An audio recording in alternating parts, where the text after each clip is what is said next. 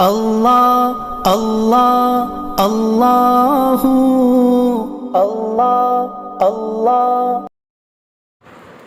بسم اللہ الرحمن الرحیم، الحمد للہ رب العالمین، والصلاة والسلام علی سید المرسلین وخاتم النبیین محمد وآلہ واصحابہ اجمعین، اما بعد فاعوذ باللہ من الشیطان الرجیم۔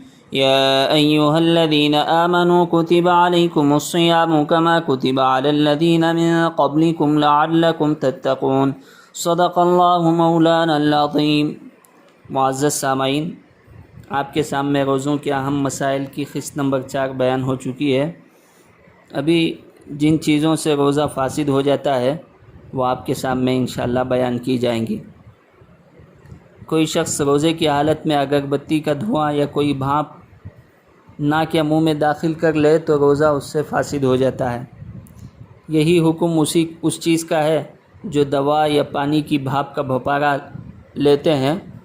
دوا ڈال کر وکس یا ایسے ہی سادے پانی سے بھپارا لیا جاتا ہے، اس سے بھی روزہ فاسد ہو جاتا ہے۔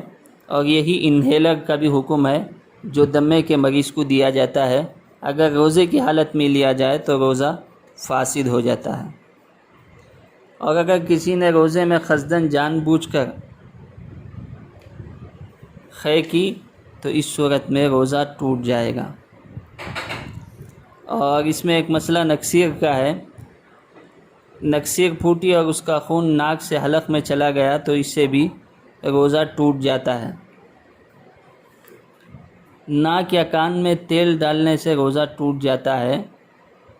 کسی نے دوا کے لیے یا کسی اور غرض سے ناک میں یا کان میں تیل ڈالا تو روزہ ٹوٹ جائے گا، اس کی قضا لازم ہے، کفارہ واجب نہیں ہوگا۔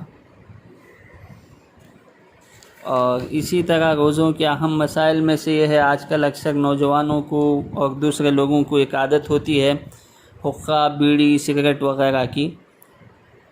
اگر کوئی شخص روزے کی حالت میں حقہ یا بیڑی یا سگریٹ نوش کر لے، پی لے، تو اس سے روزہ ٹوٹ جاتا ہے۔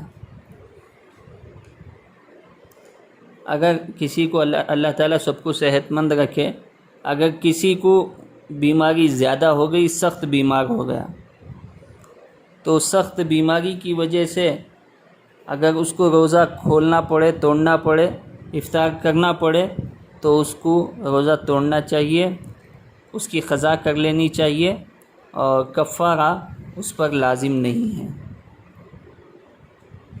اور اسی طرح پیٹ کی صفائی کے لیے ایک دوا کا استعمال کیا جاتا ہے پیچھے کے راستے سے، جس کو انیما کہا جاتا ہے۔ انیما لینے سے بھی روزہ ٹوٹ جاتا ہے۔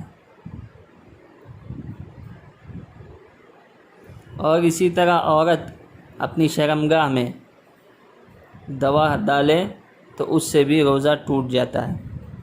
اچھا، یہاں پر ایک اہم مسئلہ یہ ہوتا ہے، جو عورتیں امید سے ہوتی ہیں، حاملہ ہوتی ہیں، تو ڈاکٹر وہ علاج کے لیے اور اسی طرح دوسری چیزوں کی تشخیص کے لیے ہاتھ شرمگاہ میں ڈالتے ہیں۔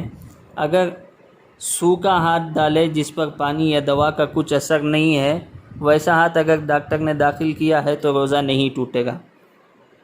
اگر اس نے بھیگا ہاتھ ڈالا ہے یا کوئی دوا لگا کر عورت کی شرمگاہ میں حمل دیکھنے کے لیے ہاتھ داخل کیا ہے تو اس سے روزہ ٹوٹ جاتا ہے۔ اللہ تبارک و تعالیٰ سے دعا ہے کہ اللہ تبارک و تعالیٰ ہم تمام کو شریعت مطہرہ کے مطابق زندگی گزارنے کی اور اس پر عمل کرنے کی توفیق نصیب فرمائے۔ آمین۔ وآخر دعوانا